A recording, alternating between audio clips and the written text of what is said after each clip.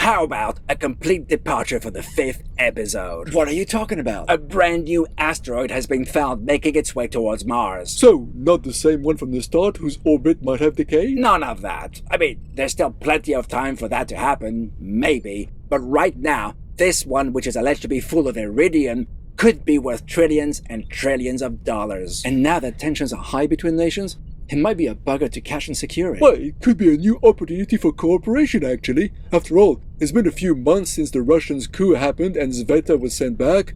This could be a good way to thaw relations again. Not even Poole and Ed see eye to eye anymore. Did they ever? Last season, she warned him not to have Stevens on his crew, and look what happened when he ignored her. That was predictably tragic. But just as predictable as what happened to him in his forever working North Korean Soyuz capsule. Oh, that was so sad. You know, although I'm enjoying this season more than the last, it really bugs me that they still do callbacks to some of the stupidest moments of last season. They can't just ignore what happened, Doc. Sure they can. Just start talking about it and move on. I'd be okay with that myself. Moving on, Ed's new second notices his hand tremor during a test flight and reports it to Poole. I'm gonna be good. No, it ain't. And after a confrontation based on very legitimate concerns, she clips his wings. He's no longer commander of the ship, and because of this bust-up, no longer XO. Bet that won't go down too well. And just when his daughter and grandchild are on their way to Mars. Wait, what? Yeah, Gigi. Dev decided to move to Mars to be closer to his company's action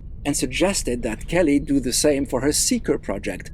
But as she struggles about leaving her kid, she proposes he comes too. It's a sensible proposal from a medical point of view, as his weak heart would not struggle as much on a planet with less gravity. And it was actually kind of moving, because we just learned that Dev's mom had abandoned him as a child, so how could he say no to a mom who didn't want to do that? So who's gonna run the day-to-day business at Helios if Dev leaves Earth? Aleda. The Mexican girl? She's an engineer, not a businesswoman. That's what she said.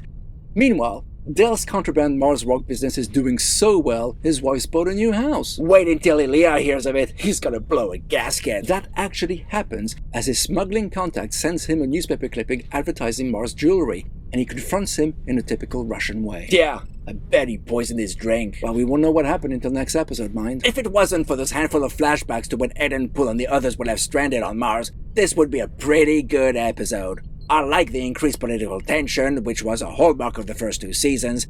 I like that we see more of what's going on in Russia, that most of the story threads are engaging, and that any issue our characters encounter feel believable. What's wrong with the flashbacks, though? They serve no purpose. We knew food was going to be scarce, and we also knew that they were going to be rescued thanks to that recap in the first episode. So what's the point? And as for what happened to Stevens, it wasn't too much of a surprise, nor a shock. Putting aside the impossibility of the Soyuz capsule, which I absolutely loathe, you put someone who feels terrible about what they did in solitary confinement, of course they're gonna kill themselves.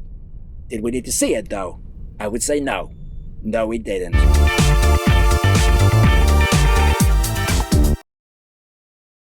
It's a sensible proposal from a medical point of view, as his weak heart would not struggle as much on the planet with the... It's a sensible proposal